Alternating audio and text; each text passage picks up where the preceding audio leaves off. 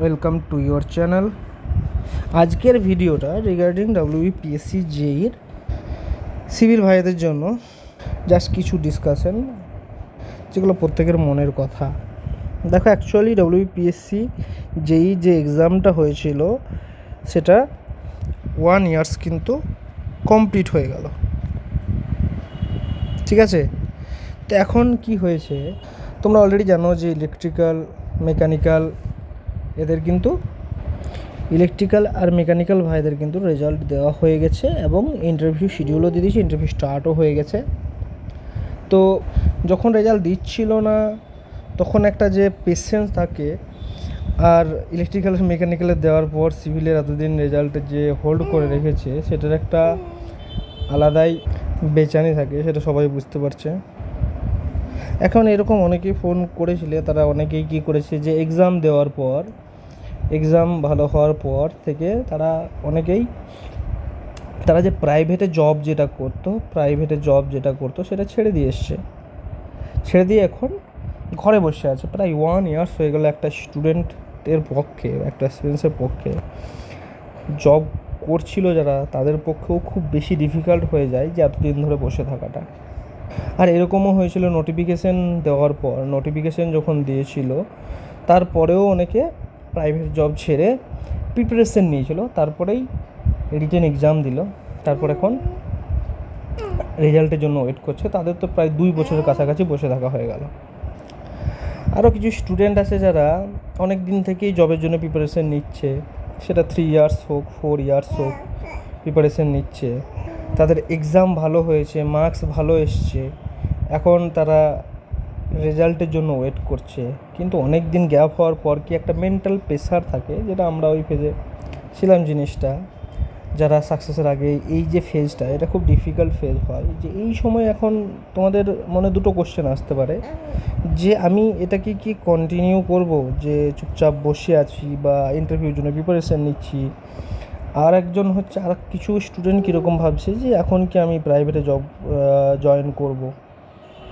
এরকম অনেক এক্সপিরিয়েন্সও আছে, যেন জানা আছে যে তারা কি করেছে যে রেজাল্ট যখন ওয়েট করে না থাকতে পেরে, মানে রিটেন দেওয়ার পর ভালো মার্কস পাওয়ার পর 2-3 মাস বা 4 মাস বা 5 মাস ওয়েট করলো, তারপরেও যখন দেখছে রেজাল্ট দিচ্ছে না, তখন তারা প্রাইভেটে জয়েন করেছে জবে। তো এখানে এখন তাদের প্রবলেম এটাই হয়ে গেছে, প্রাইভেট জবে গিয়ে সেখানে পড়ার জন্য তারা টাইম পাচ্ছে না। তো তাদের যে ইন্টারভিউয়ের জন্য প্রিপারেশন যে ফেজটা বা যে প্রিপারেশন ছিল এক্সাম দেওয়ার সময়, সেটা কিন্তু অনেকটা লেস হয়ে গেছে। এখন তারাও চাইছে যাতে ইন্টারভিউ শিডিউল দিয়ে দিলে তারা আবার ছেড়ে আবার সেই প্রিপারেশনে আগের যে স্টেজ ছিল বা আগের যে তাদের ফেজ ছিল সেই বুস্ট করে, মানে যে প্রিপারেশন বুস্ট করতে পারে, আবার আগের ফেজে ফিরে আসতে পারে বা তার থেকে বেটার ফেজে ফিরে আসতে পারে। এখন সত্যি বলতে সিভিলের রেজাল্ট নিয়ে পরিহাস শুরু করেছে, কিন্তু পরিহাস শুরু করেছে, যেটা তোমার পিএসসি যে একটা ডেট দিচ্ছে, ফ্রাইডে আজ রেজাল্ট দেবে। এরকম হয় স্টুডেন্টদের যে একটা রেজাল্ট দিচ্ছে না, ওয়েট করার একটা যে পিএসসি অভিযানে গেলে বারবার যে ডেট দিচ্ছে, এটা না হলে নেক্সট উইকে তোমাদের আবার রেজাল্ট দেবে, এরকমভাবে বারবার ডেট দেওয়া হচ্ছে, আজ না হলে আবার 10 দিনের মধ্যে কেউ পিএসসি অফিস গেলে। তো এখানে জিনিসটা কি হচ্ছে, সকলেই কনসেন্ট্রেশন ব্রেক হচ্ছে, বা একটা ডেট দেওয়ার পর সেই ডেটের মধ্যে যদি রেজাল্ট না দিচ্ছে, তো সবাই একটা মেন্টাল ডিপ্রেশনে চলে যাচ্ছে। কেউ তো WBPSC অভিযানে যাদের ছিল তাদেরকেও দোষারোপ করছে, কিন্তু এটা করা উচিত নয়। দেখো, তারা WBPSC অভিযান তাদের টাইম বের করে অবশ্যই গেছে, সেটা তোমাদের জন্যই গেছে, তো তাদেরকে অ্যাপ্রিসিয়েট করা দরকার। WBPSC যে গেছে সেখানে সেক্রেটারি একটা ডেট বলে, যদি তিনি না বলতে পারে যে এক্স্যাক্ট টাইম ঠিক না, বা ডেট যদি না দিতে পারে, সেখানে যে স্টুডেন্টরা গেছিলো তাদের টাইম বের করে, তো সেটাতে তাদের কোনো দোষ নেই, অথচ তাদেরকে তোমাদের অ্যাপ্রিসিয়েট করা দরকার যে তোমাদের জন্য ইনফরমেশান গ্যাদার করতে গেছিলো।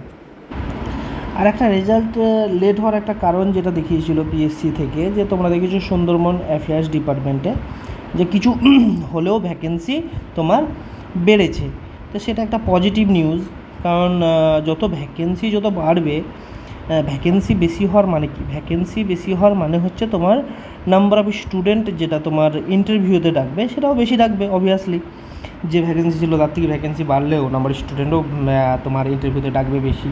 তাহলে কি বেশি স্টুডেন্ট ইন্টারভিউ দেওয়ার একটা সুযোগ থাকবে বা একটা চান্স পাবে, ঠিক আছে? তো তার জন্য কাট অফও সেই হিসাবে তাহলে একটু লো যাবে। এখন যদি লেটটা যদি আরও কোনো ডিপার্টমেন্টের ভ্যাকেন্সি অ্যাড হওয়ার জন্য হয়, তাহলে হয়তো তোমাদের ওভারঅল যে ওয়েট করার যে কষ্টটা কিছুটা হলেও কম হবে। কিন্তু এখন এরকমভাবে ডেটের পর ডেট দিয়ে তারিখের পর তারিখ দিয়ে যদি না দেয়, তাহলে সত্যিই খুব ডিপ্রেশনে যাওয়ার মতোই ব্যাপার হয়ে গেছে অনেকের ক্ষেত্রেই। তোমরা অনেকেই টেক্সট করেছিলে, ফোন করেছিলে, অনেকের এরকমও বলছে যে আমার মার্কস, একজন তো ফোনও করেছিল, সে বলছিল আমার 150+ মার্কস আছে। দেখলাম সেই ছেলেটা এখন সে ইন্টারভিউয়ের জন্য প্রিপারেশান না নিয়ে এখন আমি ভাবছি প্রাইভেটে জয়েন করবো, এরকম বলছে। তো এরকমই নয় যে তোমার ক্ষেত্রে একা হচ্ছে, এগুলো সকলের ক্ষেত্রেই হচ্ছে। যখন এতদিন ওয়েট করলে, তো আমার দিক থেকে তাদের বলবো যাদের ভালো মার্কস আছে, তো তারা আর কিছুদিন ওয়েট করে নেওয়া বেটার। আর বারবারই বলবো, কেউ যদি তোমরা প্রাইভেটে জয়েন করার পরও যদি পড়াশোনার টাইম পাও, তাহলে অবশ্যই আমি আগেও বলেছিলাম জয়েন করতে পারো, জয়েন করে পড়াশোনা যদি টাইম পাও।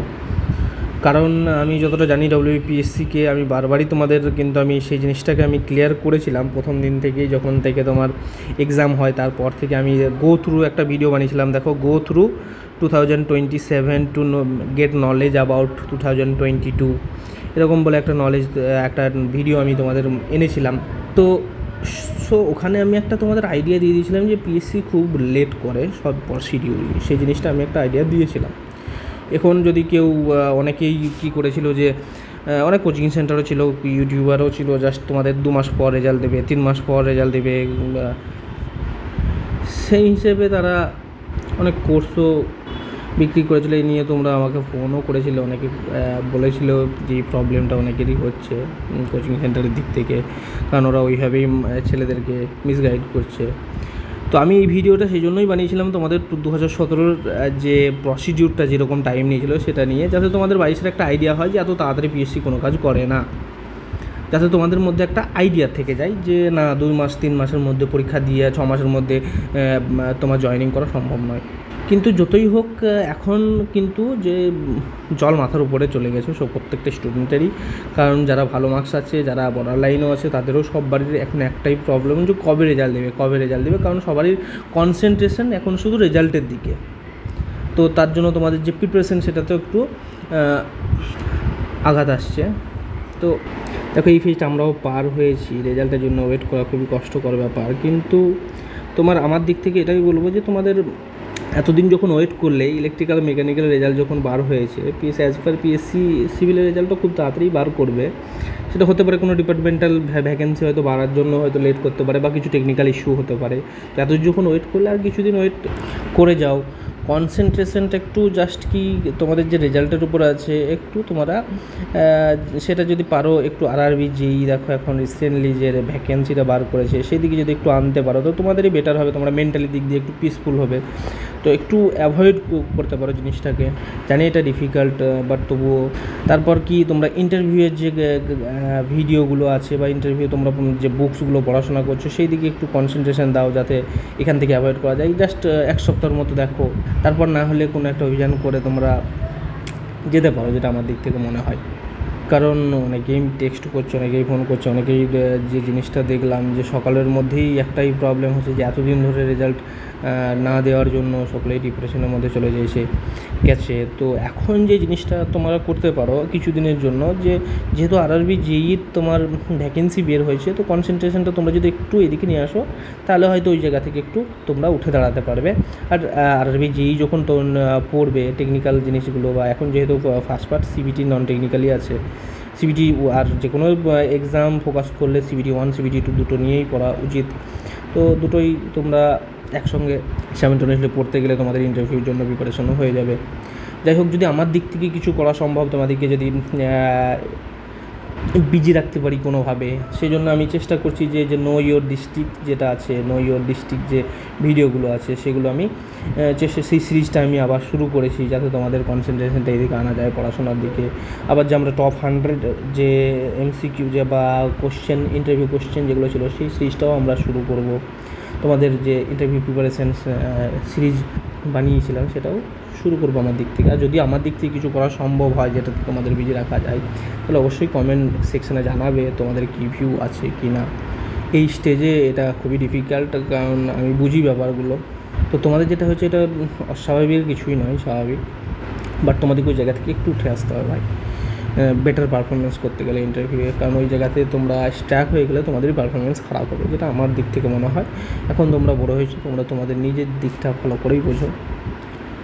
যাই হোক, কমেন্ট সেকশানে জানাবে তোমাদের ফিডব্যাক বা তোমাদের কিছু যদি কথা থাক যেগুলো শেয়ার করতে চাও, অবশ্যই কমেন্ট সেকশানে জানাবে। বা কী টপিকে ভিডিও চাও, বা তোমাদেরকে কীভাবে এনগেজ করে রাখা যায়, বা তোমাদের রেজাল্ট বার করতে গেলে কীরকমভাবে হেল্প করা যেতে পারে, আমার দিক থেকে যতটা সম্ভব অবশ্যই তোমাদের জন্য করব।